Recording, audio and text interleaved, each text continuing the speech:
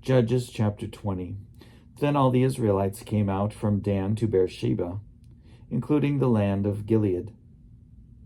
And the congregation assembled in one body before the Lord at Mizpah. The chiefs of all the people of all the tribes of Israel presented themselves in the assembly of the people of God, 400,000 foot soldiers bearing arms. Now the Benjaminites heard that the Israelites had gone up to Mizpah. And the Israelites said, "Tell us, how did this criminal act come about?" The Levite, the husband of the woman who was murdered, answered, "I came to Gibeah that belongs to Benjamin, I and my concubine, to spend the night. The lords of Gibeah rose up against me and surrounded the house at night. They intended to kill me, and they raped my concubine until she died. Then I took my concubine and cut her into pieces, and sent her throughout the whole extent of Israel's territory, for they have committed a vile outrage in Israel. So now, you Israelites, all of you, give your advice and counsel here."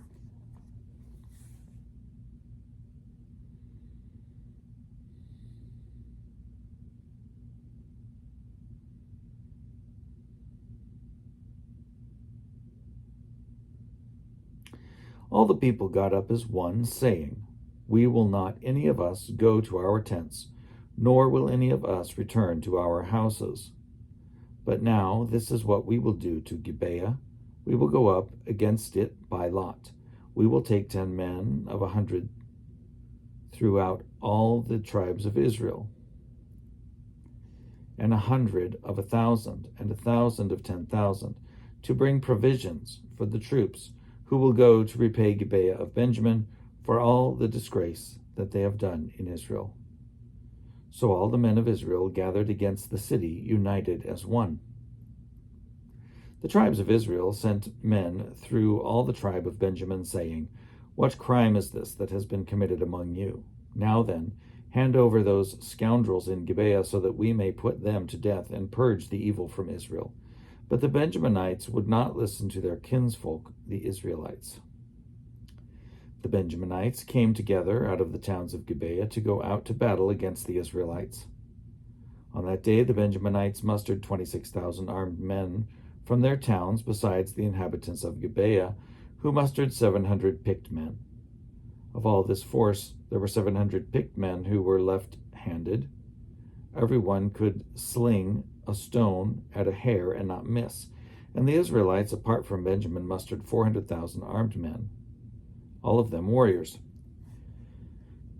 The Israelites proceeded to go up to Bethel, where they inquired of God, "Which of us shall go up first to battle against the Benjaminites?" And the Lord answered, "Judah shall go up first." Then the Israelites got up in the morning and encamped against Gibeah. The Israelites went out to battle against Benjamin, and the Israelites drew up the battle line against them at Gibeah. The Benjaminites came out of Gibeah and struck down on that day 22,000 of the Israelites. The Israelites went up and wept before the Lord until the evening, and they inquired of the Lord, "Shall we again draw near to battle against our kinsfolk the Benjaminites?" And the Lord said, "Go up against them." The Israelites strengthened themselves and again formed the battle line in the same place where they had formed it on the first day. So the Israelites advanced against the Benjaminites the second day. Benjamin moved out against them from Gibeah the second day and struck down 18,000 of the Israelites, all of them armed men.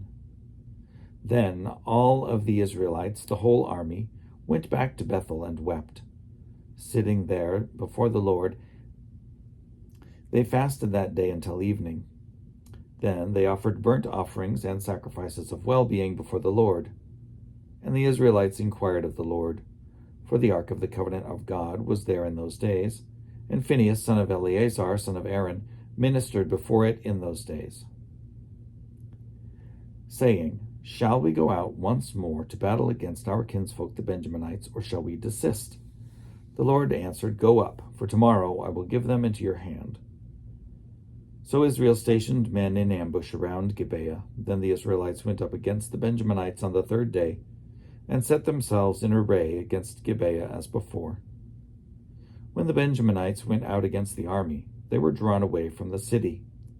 As before, they began to inflict casualties on the troops along the main roads, one of which goes up to Bethel and the other to Gibeah, as well as in the open country, killing about 30 men of Israel. The Benjaminites thought, "They are being routed before us as previously." But the Israelites said, "Let us retreat and draw them away from the city toward the roads." The main body of the Israelites drew back its battle line to Baal Tamar, while those Israelites who were in ambush rushed out of their place west of Geba. There came against Gibeah 10,000 picked men out of all Israel, and the battle was fierce. But the Benjaminites did not realize that disaster was close upon them. The Lord defeated Benjamin before Israel, and the Israelites struck down 25,100 men of Benjamin that day, all of them armed. Then the Benjaminites saw that they were defeated. The Israelites gave ground to Benjamin because they relied on the troops in ambush that they had stationed against Gibeah. The troops in ambush rushed quickly upon Gibeah. Then they put the whole city to the sword. Now, the agreement between the main body of Israel and the men in ambush was that when they sent up a cloud of smoke out of the city, the main body of Israel should turn in battle. But Benjamin had begun to inflict casualties on the Israelites, killing about 30 of them, so they thought, "Surely they are defeated before us as in the first battle." But when the cloud, a column of smoke, began to rise out of the city, the Benjaminites looked behind them, and there was the whole city going up in smoke toward the sky. Then the main body of Israel turned, and the Benjaminites were dismayed, for they saw that disaster was close upon them. Therefore they turned away from the Israelites in the direction of the wilderness. But the battle overtook them, and those who came out of the city were striking them down in between. Surrounding the Benjaminites, they pursued them from Nohah and trod them down as far as a place east of Gibeah. 18,000 Benjaminites fell, all of them courageous fighters. When they turned and fled toward the wilderness to the rock of Rimmon, 5,000 of them were cut down on the main roads, and they were pursued as far as Gidom, and 2,000 of them were slain. So all who fell that day of Benjamin were 25,000 arms-bearing men, all of them courageous fighters. But 600 turned and fled toward the wilderness to the rock of Rimmon, and remained at the rock of Rimmon for 4 months. Meanwhile, the Israelites turned back against the Benjaminites and put them to the sword, the city, the people, the animals, and all that remained. Also the remaining towns they set on fire.